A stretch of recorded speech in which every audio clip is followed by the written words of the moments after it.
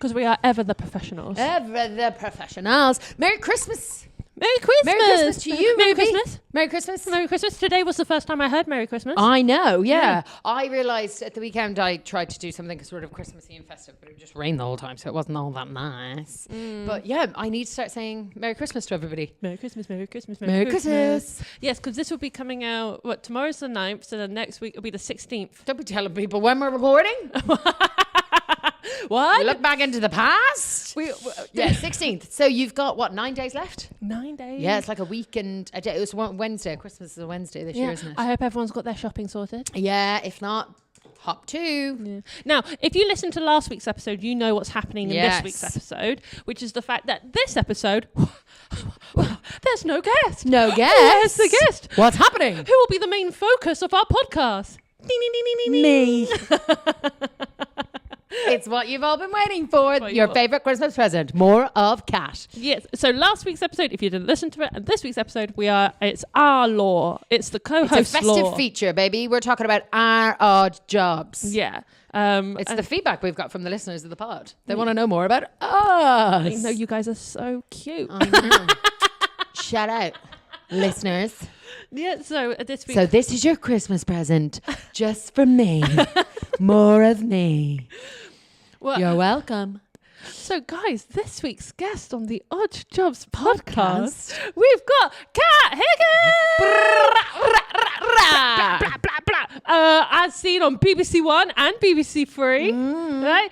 Your MC extraordinaire. Yeah, MC extraordinaire. I MC a lot. You've tour supported for Rosie Jones, Janine Harouni, and Tati McLeod. None of whom have come on the podcast.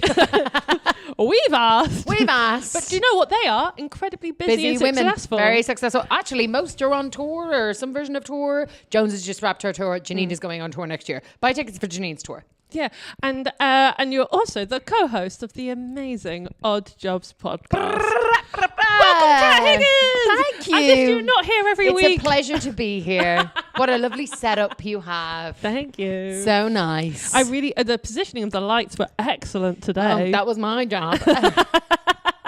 Just making sure I have my full light. I actually don't know. I think the framing's all right on the camera, but fuck no. So long as the light's okay. As long as we're in the frame mostly, I can do some post-editing. Yeah, we can figure it out. Yeah. We've had to do that multiple times. More than once. I'm not going to get into it right now. No. We've been figuring it out. It's getting better. It's getting slicker. You should have noticed. And if you haven't, please pay more attention. Me and Ruby are working really hard. We really are. But Catherine. Kat. But Kat. Kat. Make a note to edit that. Okay, editing that out. Yeah. For listeners of the... Wait, have I said this on the pod? Maybe I'll do it in my festive feature. Yeah. Have I said this on the pod about my name? Yeah, you've said about changing the name stuff. Did I? Or did I just say that on my show? You did it at the show. I defo did it at the show because you again introduced me by the wrong name. So for listeners of the pod, if you're here for the festive feature, let me give you a little bit of lore. If we're delving into my backstory, let me give you some Kat Higgins lore. So I have only recently started going by Kat Higgins. My full name is Catherine. And it's generally, well, it's not even Catherine, is it? Yeah, it is. Well, Katie. No, you're an idiot. Catherine. No one's abbreviating Katie to Catherine. You abbreviate Catherine to Katie. So I am Catherine, birth cert Catherine Higgins. That's who I am. But in childhood, and as you are aware, continuing past childhood, my family call me Kate or Katie. But that don't you fucking dare. If anyone sees this, do not call me Kate or Katie. It feels like nails on a chalkboard for anyone who isn't blood related to me to say that. I'm going to say the next time my dad sees you, he will. Your dad's fine. 100%. Your dad's allowed to be my uncle. That's fine. That's completely. Your dad is my family. You are just opening up by going, don't do that. Someone will do it. I know. That's why I'm annoyed you even mentioned it. Let's start off the podcast with me being angry at Ruby. That'll be great. That'll really set the tone. But anyways, my name is Catherine, but there's quite a few other Catherines in comedy. Yeah. There's also 17 different ways to spell Catherine. Most people get it Have wrong. you worked that out? No, I would say it's more because there are two letters it can start with. The only thing that is consistent is the ATH. So you can have C or you can have K, ATH, and then you've got a bunch of different options on the endings. You've got EORINE, ORINE, ORIN, EORIN, or YN, which is mine. There's a bunch of different. So between the first letter and the endings, there's a bunch of different combinations. People kept getting my name wrong. There's also a friend of the pod, actually saw her at the weekend, Irish female comic called Catherine Bohart, very successful. She's literally, my friend said to me once, my friend was like, she had brought a friend to come see me and she was trying to remember my name. And so she Googled Irish female comic ginger hair and Catherine Bohart. That is exactly who Catherine Bohart is. And she's more successful than me. So she's going to always stay popping up in those Google results. So yeah, I've gone to Kat. It's post-surgery Kat, because more Laura. I had surgery this year and I had to step away from comedy for a bit. We don't have time. The surgery Listen to the tea break. The surgery was cutting off the last 4 letters of your name. That was it. Yeah. Weight loss surgery, literally. Just cut off all that excess letters. Okay, so let's begin. Kat. Yes. Let's begin by asking, so we know what your glamorous cool job is. I honestly can't remember what any of the questions are. Well, normally you do this beginning bit. Like, I know, so now I'm like, wait, what's coming up? Which is so funny because you should know what to say and I'm the one going, well, what does Kat normally do? Well, we don't know. We don't want to know about your wonderful, glorious, wonderful, amazing jobs. Right. We want to know about what got you there. Yes. About all the odd jobs that allowed you to The first be way there. I earn money, that's the question, isn't it? Let me Oh, do sorry, it. yeah, you should be able to say it. I genuinely was trying to remember. Okay, Ruby, off you go. So let us know, what is the first way that you... What is the first way that you earned money? And it doesn't have to be... No. You're doing my ad lib. It doesn't have to be a job. It can be anything to put money in your pocket. Yeah. I'm trying to remember now. Now I actually can't remember. But yeah, I feel like I should have thought about this. I think I did have like me and Lorna, shout out Lorna, my best mate. She and I had this like pen repair business in 6th class. So when we were like 11 or 12, but I don't really remember us charging for it. And if we did, it was like very menial amounts. But that was definitely something. But I, around that same time, genuinely very young, around 12, started babysitting. I was babysitting straight out the gate. 12? Yeah. But you're not supposed to be left alone until you're 14, right? Oh, I don't know if Ireland knows. Definitely not back in the day. I was very young to start babysitting, but I have always been someone who gave off, like, I was always told I was very mature for my age. That's a telltale sign of a traumatized child. Or a middle child, only your daughter. Eldest daughters are always, you're so mature for your age. Yeah.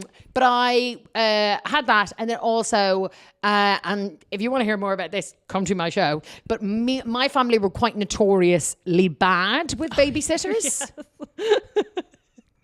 AKA, we had a reputation of being a lawless bunch of children that would almost do physical harm to babysitters. So, but I was never the instigator. It was very much my brothers. I have 3 brothers. And so I think people were just like... Well, Kat Higgins has seen everything. Like, there's nothing she can't handle. But genuinely, I think it was a combination of that.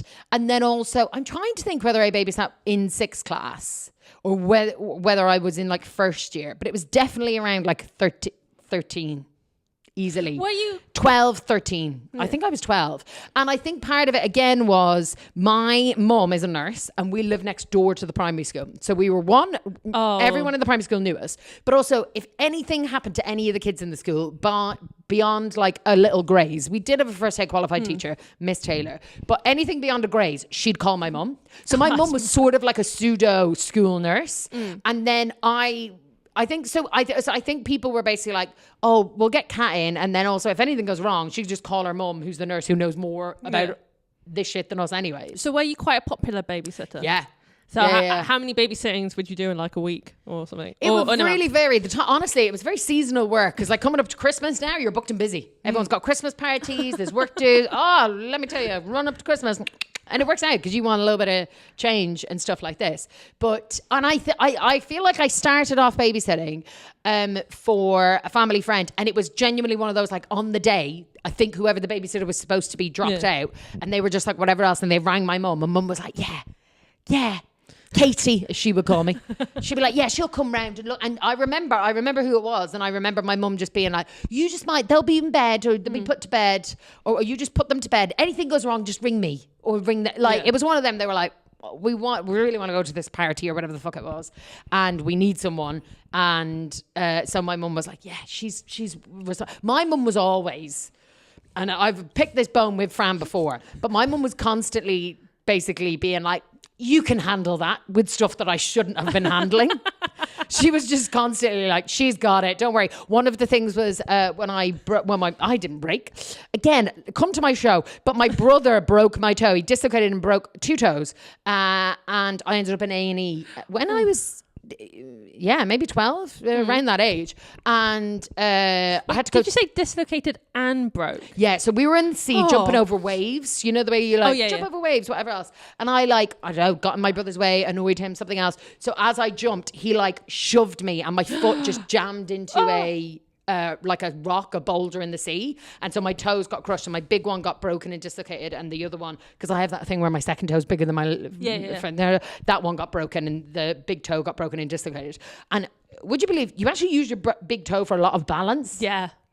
So that is actually sort of an issue. So anyways, I went to A&E. It's a long story. We were in Mayo. We were in Castlebar. It was Croagh Patrick. It was Wreath Sunday, which is the day when everyone climbs Croagh Patrick, which is a big mountain that's in Mayo. And people on Wreath Sunday climb it barefoot, even though it's full of gravel. It's a pilgrimage. It's a Catholic thing. What a worst time to break your toe. Right. So everyone is in A&E because they've all turned the rank, and it's a load of people who never fucking hike doing this walk that day. So we were waiting in A&E for 12. Then a really bad car accident happened and they rushed them in. I remember that. We were there for 13, 14 hours. We've been there for fucking ages and we were on our holidays. And so finally I got seen by the doctor or whatever else. He sees the state of it and he's like, oh no, you're going to have to come back. We need to put you under general to reset those bones because this is really painful. And he was like, we can't do this under local. And mum was like, she can handle it. And I was like, excuse me? And mum, honest to God, the nurse was there. And mum was like, no, she's got a really high pain tolerance. She can handle it. Can't you, Katie? Yeah, you're great. You're strong. And I was very competitive and I had 3 brothers. So I was like, yeah, I'm tough. Yeah. And mum was like, no, she can handle it. And the nurse was like, really? And then when they were doing it, the nurse was like, oh my gosh, I can't look. The nurse was getting freaked out by the fact that I was awake while they were resetting these bones. And let me tell you something, it was painful as fuck, but I handled it. Mum was basically like, I am not coming back and sitting here waiting in A&E another day. That's not happening. We've been here 12 hours. Give her some drugs. I'll buy her some sweets on the way home. Just fucking reset those bones. I love the fact as well that she was like, no, Kat's tough. And you were like, yeah, I am. Yeah, I am. I remember knowing. All the way through the surgery. It wasn't even a surgery. We were in, and this thing, the guy was like, well, we need to whatever else. Mum was like, no, it's fine. Reset them now. And genuinely... And I literally said this to my mum when I was last home. She brought it up. She was like, she's handling it. And I'm like, yeah. I was like, would you fucking get that done? Mum was like, no, I don't want that. I was like, fuck you. And she birthed 4 10-pound babies. So that woman has, I think she was like, I have a high pain threshold. She'll just fucking get on with it. And,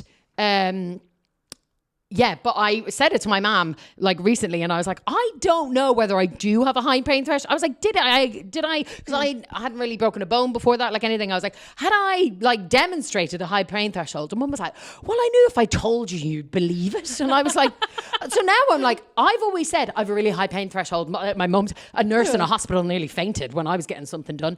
And now I'm like, I don't know if that's true or whether I'm just I've conditioned myself to believe I can withstand this pain. This feels like we're answering the last question at the end and you're being like, something I've learned. If you believe it, it's true. But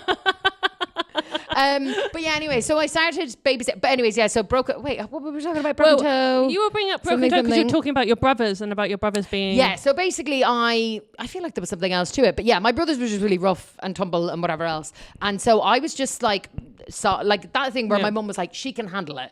I genuinely think it was a neighbour who rang, and then they were like, yeah. And I have always been really good with kids and reading stories and stuff like this. And these kids really like me. They're a family friend. So then I started babysitting for them. And then word gets round because I'm from a small enough parish, village. It's not even really, there's no shop where I live. We're 3.5 miles from a shop. So it's one of them where there's a certain group of kids who are at babysitting age or whatever else, oh fuck, my babysitter's dropped out of this or can't do Saturday night.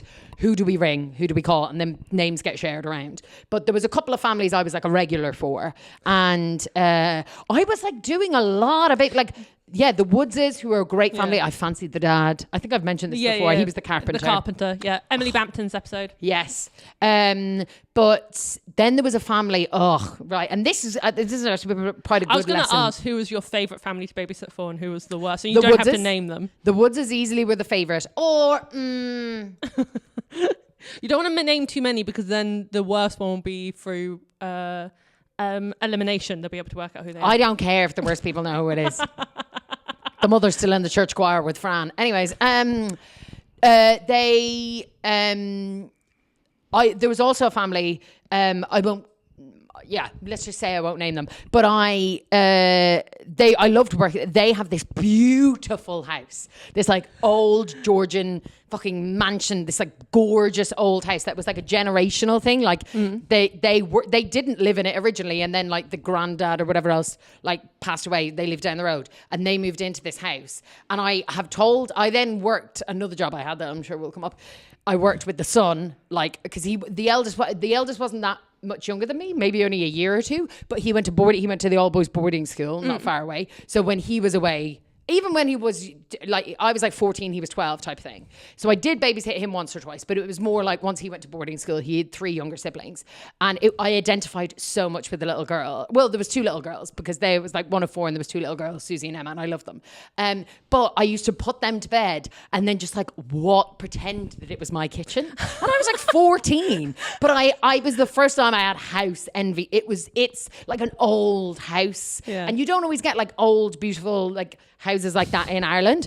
Oh my, and they these bay windows with like window seats in them, and I used to sit in the window seat at night and look out at the horses in the field because they're horsey people, and be like, this is my house. Like I loved babysitting them because I loved that house, and also they were really good. Children, I have to put you to bed because I need to daydream. I need to go live out my fantasy downstairs. And when I was like in college, worked with the eldest son, I was like, I'll marry you. And I used to give him lifts to work, and I was like, I'll marry you and you can get with whoever you want. It can be a fully open marriage. I just want that house. And to this day, that offer stands, Ben. I want that house. I love that house. Whenever I drive past it, it's beautiful. So yeah, Ben, if you're, whatever else, I feel like he's probably married. But yeah, and the Woodses were a great family. Anyways, the Woodses were great because the eldest was, again, not that much younger than me. And he was embarrassed that I was the babysitter. And so he used to be like, no, I'll put Kira. He was like, I'll put the young ones to bed. So he just did my job for me. I literally didn't do anything. I didn't have to get them to brush their teeth. Nothing. He used to do it because he wanted to seem mature. So I was like, fucking sweet. Oh, no. Yeah. You do. Yeah, if you put them to bed for me, please. I was like, okay, if you say, are you sure? Everything okay? And they'd be like, yeah. I'd be like, solid. Great. Literally. The worst family were, they were cheap and they had money. This is the problem. Yeah. And they were fucking cheeky as well. I babysat once for them and didn't like them. The kids were crazy. And I was like, nah, like I'll focus. And it was that thing if they were stuck. And then I saw a text from her one day as I was in school. I was about 15 or so at this stage. Yeah, because I think I was doing my junior cert. So I'm like 15 and I get a text from them being like, can you babysit tonight? And I was like, school night? No, like it's a Wednesday. It was like a Wednesday or something. I was like, nah, because I had after school study because I was doing my junior cert, which is like your GCSEs. So I was doing study after school from 5 to 7. And so I would only get home at whatever time. So I was like, no. And it was like, I think she said in the text that she was like, oh, we need you to stay overnight or whatever else. And I was like, it's a fucking school night, you mad bitch. No. Yeah. And so I said no. And she tried to call me. But again, I was in school. Wasn't allowed to have my phone, whatever else. And she was a teacher. So I was like, the husband earned loads of money though. So they were rich. And just because you're like, no, teacher's salary. Trust me, there was money in that house. And I searched.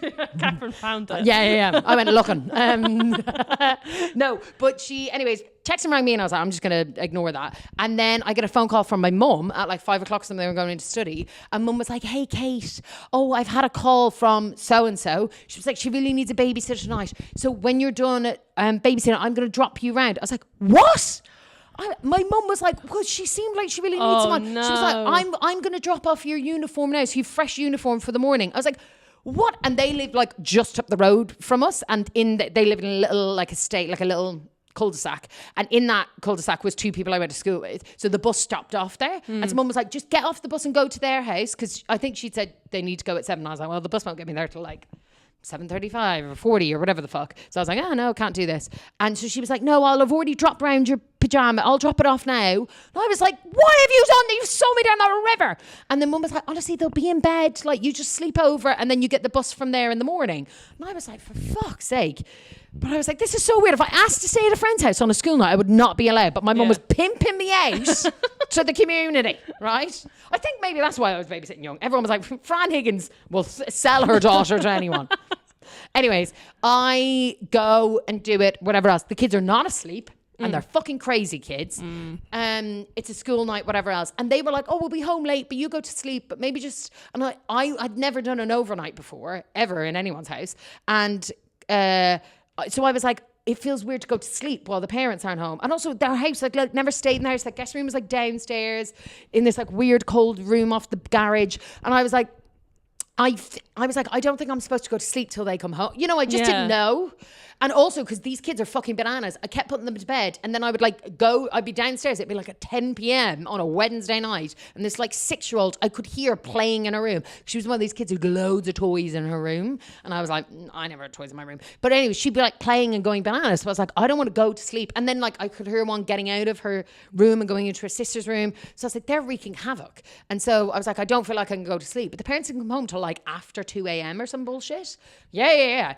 That was obviously why they wanted me to stay over. And so then I heard them come in and was like, okay, I can go to sleep. Went to sleep, woke up the next morning and got myself dressed and things. And it was also just so awkward, like by myself, being in this like neighbour's house in the morning. You know, when you're like, this Did they is even so was there breakfast for you? Yeah, I like went in and they like breakfast in the cereal bowls or something, but I was like, oh, it's okay, because I also was like, oh shit, I was further up the bus route, so I was like, I have to get the bus early. Like I had to get the bus at like 7:30 in the morning, like quite early, and so I was like, they weren't down yet, and obviously because they didn't get in till 2 a.m. or some shit. So I was like sitting there waiting and I was like, I need to be paid. Like they haven't paid me. And so anyways, then the mum comes downstairs dressed again. She's like, oh, did you get breakfast? And I was like, oh no, I've got to go for the bus. It's going to be here in like 5 minutes. She was like, oh, sorry. And then she was like, oh, where's Jim, let's say, the husband. She was like, oh, where is he? And she like grabbed him. She was like, you need to pay Catherine, whatever else. And this was the thing that my mum had said that when it was whatever else. People were like, oh my God, if you're staying overnight, you'll get paid like double. You'll get like so much money, whatever else. Like that. And you would think, again, getting a 15-year-old to do an overnight on a weeknight or whatever else. On a school night and you don't come back till 2 a.m. Generally at the rate, the minimum rate was sort of a £5 an hour for babysitting back then. So if you started at like 6 p.m. till 10, you'd get like 20 quid type of thing. Maybe 20, but normally sort of 25, people being nice, right? We were in Celtic Tiger, Ireland, by the way. This is when the boom was happening, okay? And these people had boom money, okay? So I was sort of like, wow, I'm going to get like 50, 60 quid here because I've done overnight. Yeah. He sort of hands me cash rolled up, you know, like... you can't see it. So, and I could see a 20 on the outside. So I was like, okay. And he was like, oh, there. And I was like, oh, thanks. And genuinely, I was like, I'm going to miss my bus. I'm no way to get to, my school's like 40 minutes away. I was like, I'm going to miss my bus. Because it was a private school bus. It's not like a route. And so I like grabbed the money off him, shoved it into my pocket, whatever else. Now, the two friends that lived in this cul-de-sac, I'd said to them, I was like, hey, will you make sure you wait for me? Like, I'm staying at so-and-so's house. Like, I need to get the bus, whatever else. We come out and one of the lads, he's like still my best friend to this day. He was absolutely gas. We call him Rodney. It's not his name, but he knows who he is. And he was like, oh, Catherine, huh? And he was like, Jez, no. He was like, how much cash did you get for that? He was like, that must have been some fucking money. They're rolling in it. Like, because they had like a Mercedes. Like, they were bougie people where we lived. And I was like, oh, I don't know. I didn't actually check. We're waiting for the bus. And he was like, oh, go on, show me how much they got. Pulled it open. Just the 20. That was it. Fuck off. 20 quid. And I'd been there, I'd gone from school to the house, stayed overnight, and then gone back the next day. And I remember when my mum is still pissed off. My mum was like, excuse me? Good. Because my mum knew they had money. Yeah, well, I mean, that's how some people get their money. Exactly. By skimping off other people. So I learned early doors to work with certain families that I then, because I was like, I'm in demand. So I would pawn off sometimes some of the bad families on people.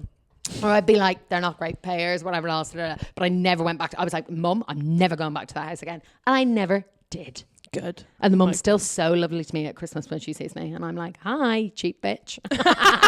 You're holding on to that. Well, yeah, because I was a fucking child. Yeah. And that's so tight. Yeah, it is. That's so bad. Okay, so you did babysitting first. Babysitting was definitely it. But then I also got an actual job when I was 14, which again was illegal. Was I 14? Yeah, it was before my leaving cert. I then worked in a stadium So should I say this? No, I won't. A relative of mine, not close enough to be anyone whereby I benefit from it, but a relative, like a sort of distant family member, owns a chain of sports shops in Ireland. They had shops in Croke Park, which is Ireland's like huge stadium. It's like our Wembley Stadium or whatever else. Croke Park's really big, and it's where Gaelic football is played. Yeah. And so they would have like stands, like you know the way there's like counters or whatever else on all the different levels in a stadium. There was like 3 or 4 different like stands that would sell the jerseys of that day or whatever else. Okay. But because it's very temp work, it was just like the weekends or match days or whatever else. They needed people. So somehow through like the family member or whatever else, my brother was doing it first. John was doing it. My older brother was doing it. And it was a cash in hand job, and it was just on the weekends or whatever else. And again, my brother loved sport. And so it was like, oh, you can maybe watch the match. You could never watch the match. But it was still cash in hand type stuff. And we were then, because it was cash in hand, I think they were paying us like a tenner an hour, which again is like a 14, 15-year-old was like good money. Yeah. So they were doing that, and then I think they were like stuck one weekend or something. They were like, oh, we need people, because they used to try and bring in staff from the actual retail shops, but again they'd all need staff at the weekend, whatever. And it was summer. It was always Gaelic football. Croke Park matches were always like in the summer, so it was a summer thing. And I was like, I'll do it, I'll come, I'll do it. And I don't know if the guy who did it, I actually know he didn't, because I did it for like 2 summers. And I remember once it ended up being that I like was really good at it, and they were like, you're really great at this. And I used to man one of the stands by myself. So you were manning a stand, and so you were selling, what were you selling? Merch. So there was 3 of the stands, I think, I can't remember the different levels, and the Hogan stand and the Cusick stand, but that were like proper like shops where they would be selling like the different jerseys and like, you know, kit and jackets, and umbrellas were big, you know, all that kind of crack. Jackets, oh, you got a real rainy day unexpectedly, you'd make fucking cash on the jackets. But I used to sometimes man the smaller stand. That there's a thing, and again, this is so specific to like Ga and Croke Park, but there used to be this thing of like these braids, these like wool braids. Do you ever... that basically would be like, say Dublin is the colours of the Dublin Ga team are like a sky blue and like a navy blue, and so you would get these like braids that would be like wool that were those colours that were like plaited together, and it would be like a thing, and it's like a real thing with Ga to like have those and have them like tied around your wrist or tied around your head, or you'd have them hanging in your car and stuff like this. So I'd be selling them, keychains, bottle openers, car flags. They were big. You know, they're like things you stick on the car flags, small little wavy flags that were those colours. So like the smaller merch. Did you do a lot of upselling? Persuaded people if they were getting one thing, might as well get so another much. thing. And it was also, but it was genuinely, and it was so funny because every now and again when it wasn't me doing it, someone else do it, they'd be like, that's so much harder to work there, because one, you had to like have them out on the counter. It was so easy for someone to come up and try and nick stuff, and I'd be like, no, don't you nick anything. But then also it was so many more people are like, oh, I'll take that for €2. Like people would be throwing money at you, taking stuff. Like it was one of those things where, because by yourself as well, trying to man like a big mass queue or whatever else. But so I was doing that in the stadium, and it was really funny because I did find out then, kind of a year or 2 in, I sort of worked my way up. I'd work in some of the shops, and one of the things they used to get me to do, which is fucking mental now that I think back to it, this is probably one of the maddest things I've done in a job, like just when I think about like... And what a perfect place to be talking about it. Yeah.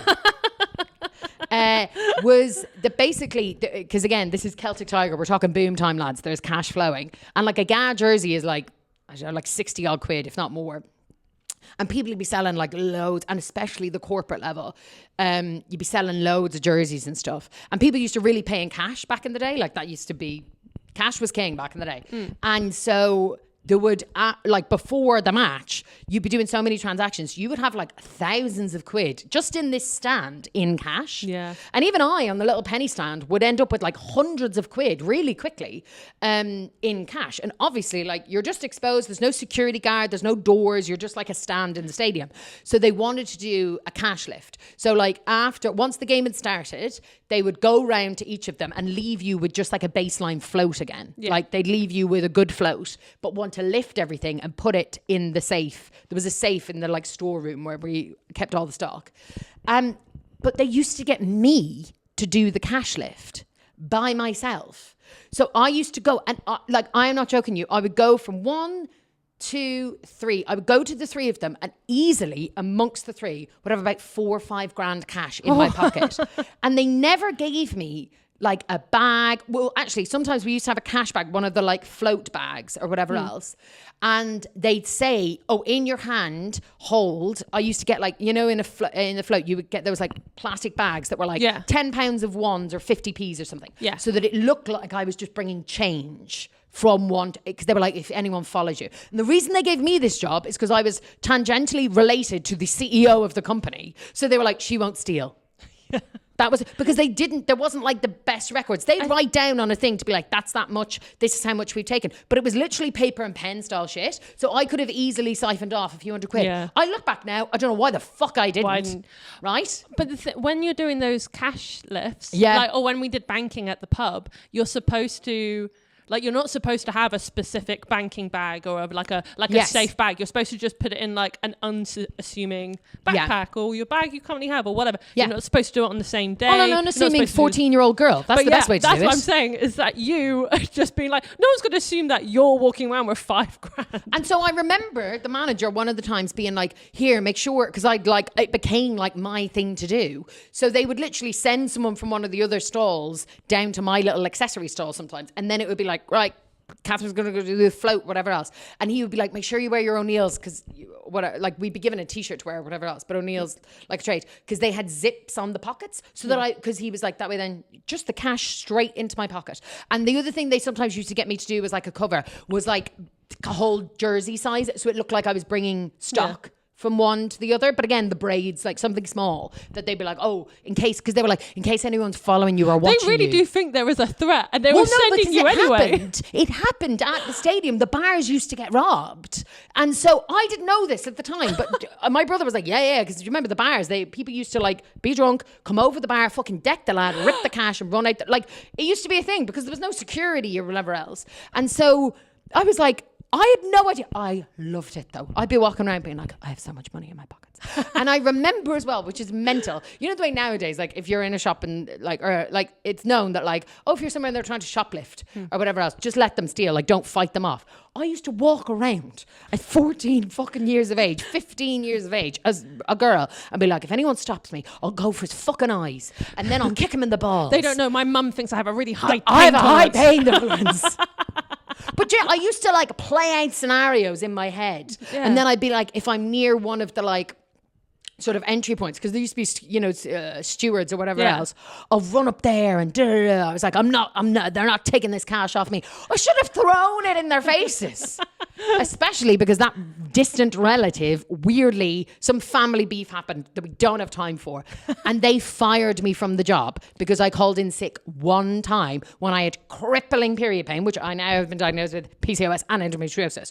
It was real bad. I'd been in that whole week stocking, prep, and that was actually, then they used to be like, oh, because it got really busy. And then what happened was the Irish Rugby Stadium was getting redone. So the Irish international rugby matches started happening at Croke Park. And that was like huge business. And it was like a big deal to have rugby there. Yeah. Because then England, it's a long story, but it was a big deal to have the rugby there. And so then it's way different stock. You're going from GA jerseys, like two different sports. And these stands are really small. We had to get all different stock in and swap them out. So then they were like, shit, we need people there in the week. And because it wasn't a retail, so like there was no actual staff for Croke Park. And so the manager guy was like, Cam's really good. He was like, do you want to come up? At this time, I had a different part-time job, summer job, because the stadium was only supposed to be sort of odd weekends and stuff like this. So I had like another summer job. So I was working like proper, like full-time, like doing shifts. And also, I don't live in Dublin. Like I was properly getting like a bus. I used to get the 126 up an hour. I would go, get dropped to the bus, take 10, 15 minutes, get the bus up an hour and a bit to Dublin, then walk 15, 20 minutes from the 126, the Connolly, up to Croke Park to go do a full day's work, and then we'll come back, and then the next day would be in the smoothie bar where I worked. It was mad. But while I was in there restocking, he was saying something. He was like, well, your age. And I was like, no, I'm only in fourth year, or like whatever. I said something about the year in school, and he was like, and this guy who I'd worked with for like 2 years was like, what age are you? And I did look older for my age. Like, I went to a nightclub for the first time when I was 13. Like, I looked old for my age. And I was like, he wasn't like creepy or anything. He was a lovely man. But I was like, I'm 16. He was like, you've worked here for 2 years, because it was cash in hand and shit. No one ever checked anything. No. And I was like, yeah. And I could see he was like, oh, I thought you were 18. He was like, are you allowed to be working this many hours right now? And I was like, oh, well, my other job. He was like, you've 2 jobs. I was like, yeah. because it was crash time at that point. So the recession hit. But yeah. Wow. But then anyways, I've been in all week redoing all the stock, doing like 12-hour days, sorting out all the different stock, all the different sizes, swatching it from one to the other. I did the Saturday in Crow Park, came home that day, was absolutely wiped, was obviously knackered because I was literally illegally working insane hours and was in so much crippling pain with my period. Mum was like, you just can't go in. And so my mum rang him because I was like getting sick and stuff. My mum rang him and was like, listen, she's really not well. She can't come in tomorrow. He was like, yeah, no worries, no bother, blah, blah, blah. It happened to be that then they like struggled to get in a member. I think it was actually when it came to doing the cash lift or something, it got flagged to like someone high up in the business that like the standard family member or someone wasn't there. So they were like, we need someone secure to go do it. So I think they asked a really high senior manager, and then this. So how did this end up with you being fired? Somehow the CEO found out, and he basically got on to. How do I say this? I'm not related to the CEO. He's married to my family. That's how it's quite tangentially. And I don't know what fucking marital beef, I don't know what business beef, marital beef, family beef, I don't know what's going on. But it got somehow back all the way to the CEO that I'd called in sick. And he made it such a deal that a relative rang my mum and was like, she's let us down. Da, da, da, da. My mum was like, are you insane? She's working crazy hours. And then I never got asked back. And the manager sent me the loveliest message. He like messaged me and was like, if you ever want one of the, I basically couldn't come back to Crow Park, but he then managed some of the retail shops. He was like, if you ever need a reference, like if you ever need a job in one of the retails, like you're great. Da, da, da. And I was like, this is mental.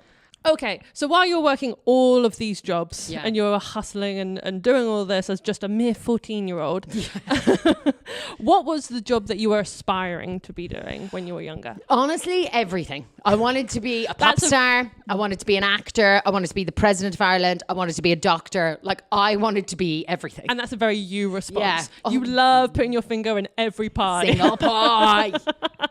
But I did, because my mum was a nurse, and my mum was a really good nurse. And I am someone who, even now as an adult, I'm like, I think I'm basically a nurse because my mum was one. Like I sometimes ask you questions when I need answers. I also have a good friend who's both her parents are doctors. She's not a doctor. I was speaking to her at the weekend, and she was discussing how her mum was ill with something, and she was like, I was telling her, do you not think it's this and that? I was like, you were like medicine splaining to your mother who is a GP, and she was like, yeah, and I was right. And so I do think there's something in the children of medical professionals being like, I also watch a lot of Grey's Anatomy. I love that show. But yeah, I actually do. Well, your household also growing up had a lot of injuries. A lot of injuries, a lot of illnesses. My brother, one of my brothers. Both, all of you being so sporty, you're all like... I mainly got out unscathed. I mainly had head injuries. I mainly... Unscathed? Well, like, one of my brothers broke, like, his arm, like, the same arm, like, 3 times. Broke his elbow. The other one broke an elbow. And again... the brother broke the arm, broke the other brother's elbow. There was a lot of like each other breaking each other's bones in our house. Because for all the sport we played, it was very much like just when we were fighting with each other. But I got serious head injuries. I was hospitalised with a cracked. Well, no, I didn't actually have a cracked skull. Or no, did I crack my skull? Interestingly enough, I can't remember.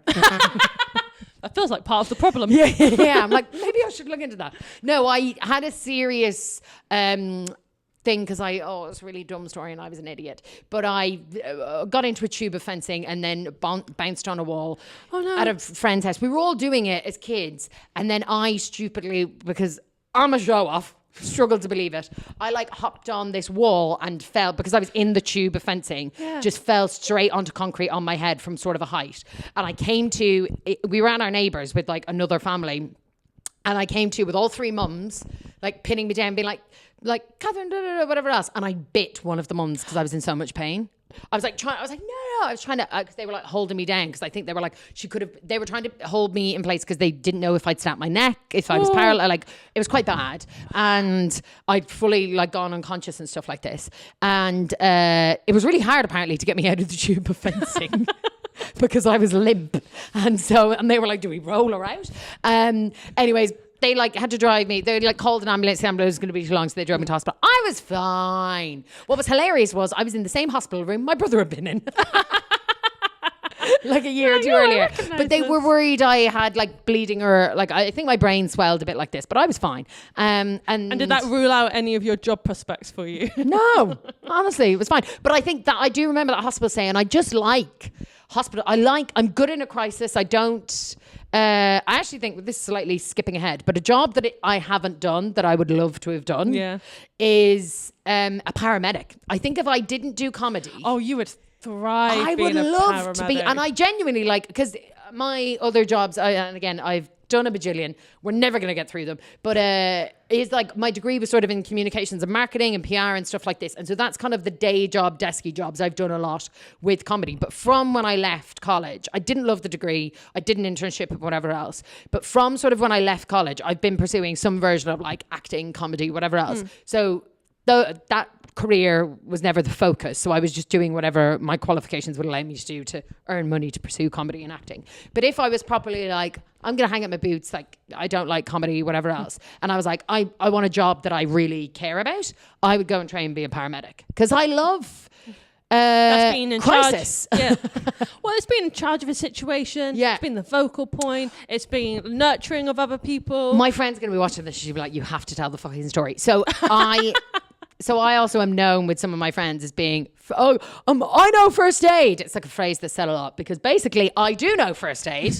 I've had multiple first aid qualifications because I've worked as a coach, as a hockey coach. I've been a nanny, I've babysat, whatever else. So I've done a lot of jobs that required you to be first aid trained. So I've done my qualifications like 4 or 5 times. It's out of date now, but like you have to do them every 2 years, and I've easily done 4 or 5 first aid courses.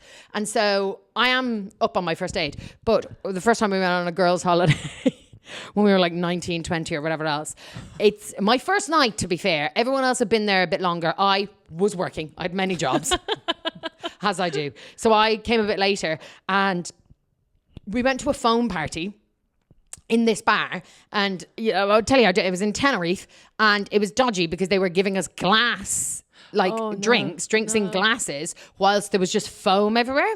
So obviously, as you can imagine, people are dropping drinks, smashing glass on the floor, on this like tiled floor. On this hidden floor below foam. That we're like sliding around in the foam in. Like honestly, there are photos of all of us on the ground being like, woo, the foam. Anyways, as you can imagine, my best mate Lorna, already mentioned, she slices the back of her leg, right? And there's a big old gash. We're drunk as fuck, so this thing is bleeding quite profusely.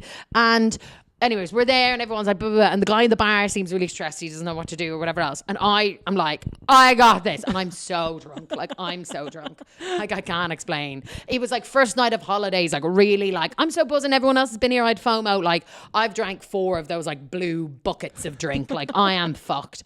And I'm like, get me some vodka. We need vodka. And I keep trying to like pour vodka on it. Anyways, we go, some of the other girls, slightly more sensible. They're like, let's take this outside. There's an ambulance on the strip. Because obviously people are injuring themselves regularly in Tenerife, and then we go out to the ambulance, and Lorna's there like with this bandage on or whatever else, and these paramedics, she's in the back of the ambulance. She's in the back of the ambulance getting seen to by these paramedics, and I keep being like, excuse me, I know first aid. And then I keep like taking the I was like, you haven't washed it. Taking the bandage off her leg that the paramedics are putting on, to the point where Lorna was like, get her the fuck out of here. Like, so I was a problem. I don't remember any of this, but to this day, when I say I want to be a paramedic, Lorna will be like, cause she knows first aid, because I was a real problem. But I do, I think that would be the job that I would like to. So when I was younger, genuinely, I did want to be a doctor.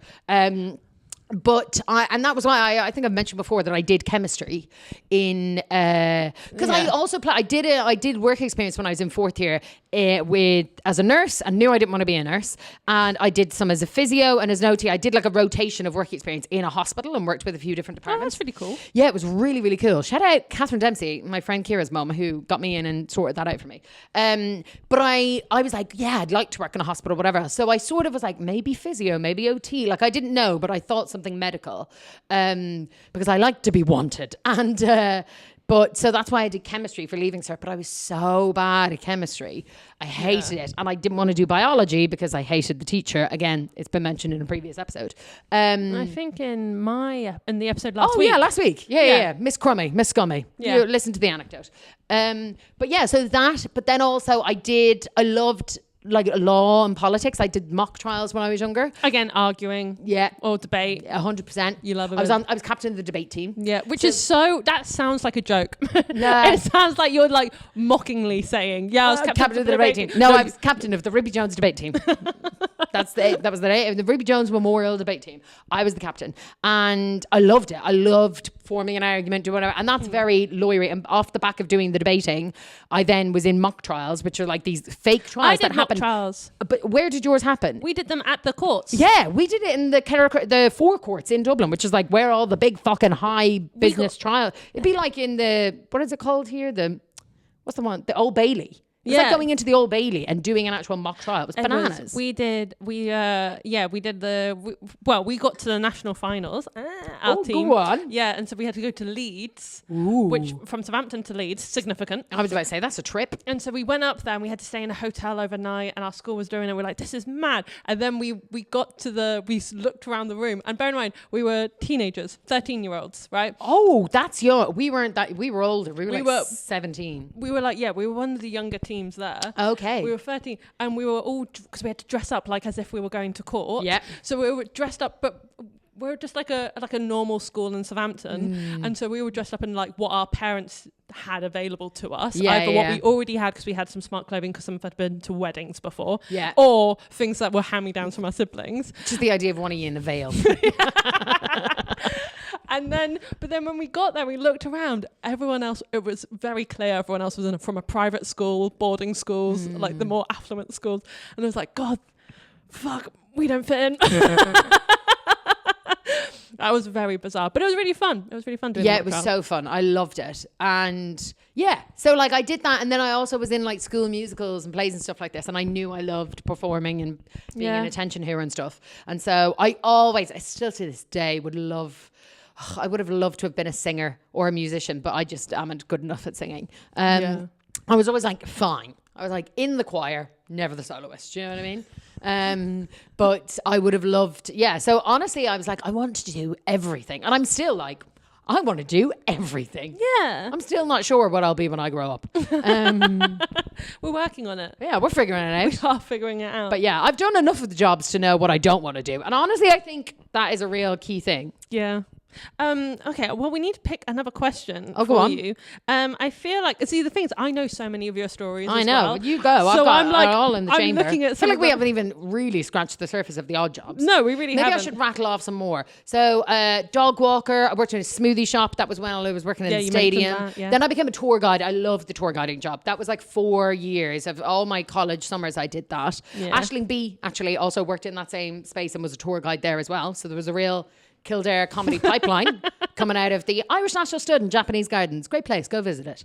But I love that. That I think was actually the first time I kind of did stand up. You were like doing tours to like 50, 60 people, like bus loads of like OAPs, and you'd like make it. And I'd end up writing my own jokes and having my own bits in it, and I loved it. It's not your style to just be handed a script and for you to just read it off and do the job bare minimum. You're going to add your flair. What was hilarious about that job was, depending on what tour guide you got such a different experience, because like one of the lads, bless him, Sean, he was like mad about horses. Like he was really into horse racing and the lineage and all that stuff. And we had like very impressive, like famous horses, like people, like Australians would come and we'd be like, oh, here's, oh my God, what's his name now? I can see him in front of me. Oh no, he's the first Northern Hemisphere. He was the first horse from the Northern Hemisphere to win the Melbourne Cup, which is huge. And Dermot Weld was his his trainer, and the horse's name was Vintage Crop. There we go, Vintage Crop. And he was like really well known because he was like the first whatever else. And so they'd come and they'd be like, oh, wow, it's him. And then people would be like, what about his lineage? And I'd be like, he's a gelding, which means he's had the snip, so he can't reproduce. So you know all this, like you learn baseline horse stuff, but like Sean's tours, like I remember once like catching the end of Sean's tour, and he was like, and so this year at this race, his lineage and and it was all these like facts and figure, like all this like information around horse racing industry. Mine was not that. Mine was all these jokes. Because it was basically, a stud farm is basically a horse breeding farm. Essentially a horse brothel is what we're working with here, lads. There's stallions who, and this is the bit, I used to like make it a game of like, guess how much the covering fee. The covering fee is the fee for the covering, which a covering is basically like the shag. Because in thoroughbred horse racing, it has to be what's called a live cover, aka you can't be artificially inseminated. They have to literally do the deed, right? So people will fly mares from like one end of the world to the other to go see that stallion so they can breed with that stallion and stuff. Like it's huge business.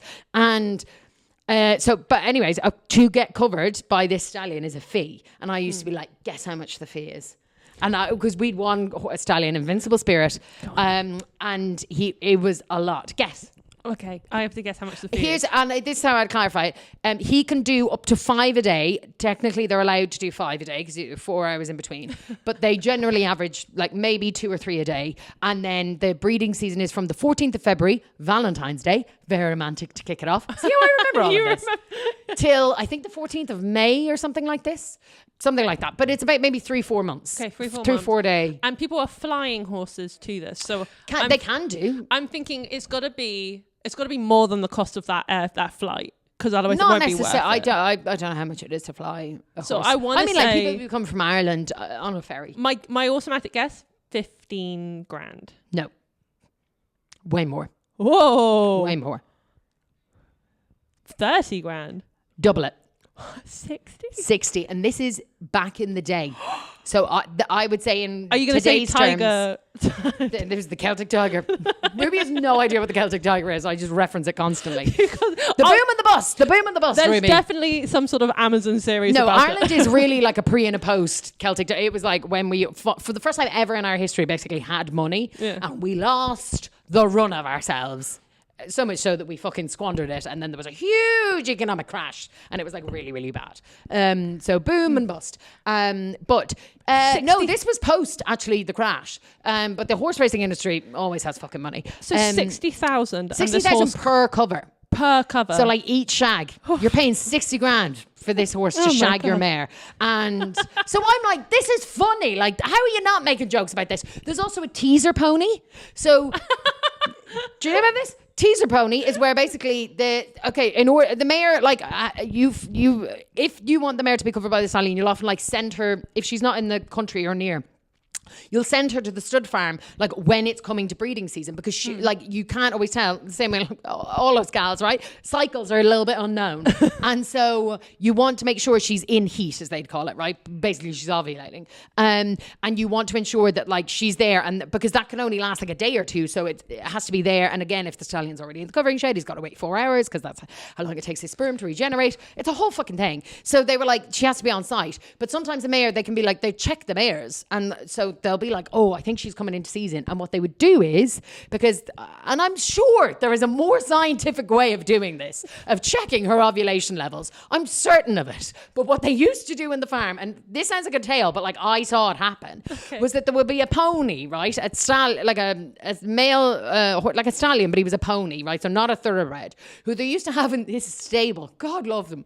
They used to have him in the stable that had like almost like a window, right? Like a counter that would like share between him and the outside, and they'd open that up and they'd bring the mare into like the little like enclosure out by the window or whatever else, and he would basically be like, oh yeah, a woman, and get a bit randy, and by how she responded to him they would be able to tell whether she was in heat or not, or whether he reacted because he'd be able to smell that she was in heat. So they would just but there was a concrete wall that had rubber on it, because there was sometimes the females used to like kick and stuff like this. The mares would kick, and so they used to do that, get them all worked up and nice, and then they'd be like, oh, she's prime, take her away to the covering shed. And poor Tommy would just be left there with a fucking hard on in the stable. Oh, that poor horse. I know, and this would happen to that poor horse multiple times a day. Genuinely, I don't know why. And I'm like, I'm assuming at some point someone let him have a go on someone. I don't know.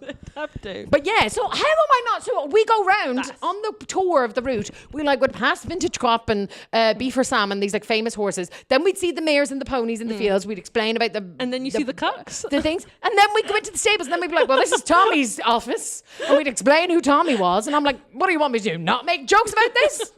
And then we go around to the stallions and we'd be like, guess how much he is. Guess how much his jizz is worth. Guess how much he is.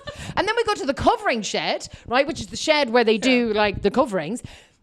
And there's every covering. This is still a thing. Every covering to this day has to be filmed and recorded, right? They have to film the horses having sex because artificial insemination isn't allowed in thoroughbred horse racing. They're really strict on it. So you have to have proof of live cover. So if someone goes like, I don't think, because they're really into like the lineage of horses and stuff. So if they're like, I don't think that sire, that foal or whatever it is, that filly is actually from Invincible Spirit, whoever it is, they have to be like, here's the proof of that mare on the, and in the board, in the covering shed, they have like a time, they'll put up a thing, like a board with like the date, time, whatever else, the information. And then they just film the horses fucking.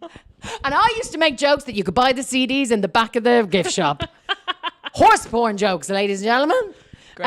So how was I not supposed to make these jokes? Oh my God, amazing. Yeah. I do feel like we've got to get to the... We've got to wrap this shit up. We've got to wrap up. But obviously that was one of the jobs. And then, marketing. What else have I done? Nannying. I was a nanny for 6 years. You were There's too many stories to talk about. I was a chef. Yeah, I worked in restaurants. You've worked in production. Yeah. Oh, God. Yeah. Street team. What else? Street team, been a producer. Yeah, I produced comedy shows. I've been a marketing, a tour coordinator. Worked on the floor of a restaurant, ended up in the back working as a chef. Bar, done loads of bar work. So worked at festivals. All of those things, right? What is something that you've learned the most from and has been the most useful to you? Nothing. I've learned literally nothing. And what a way to end. Yeah. And that's the episode, folks. Hey, no. Well, I was going to say Merry Christmas. Ruby was like, and we're done. Learn the most. Honestly, I actually think one of them that wasn't a job, weirdly, is the thing I learned the most from, which is more lore than whatever else. But I was a founding member of the London Irish Abortion Rights Campaign. Yes. And that is part of like the political love that came back to me. It started off with just a march, and then we sort of were like, we've got a bunch of people here with a load of will and want, and we started having meetings, and the next thing you know, we have this award-winning campaign, and we are just campaigning to try and decriminalise abortion in Ireland, but also in Northern Ireland.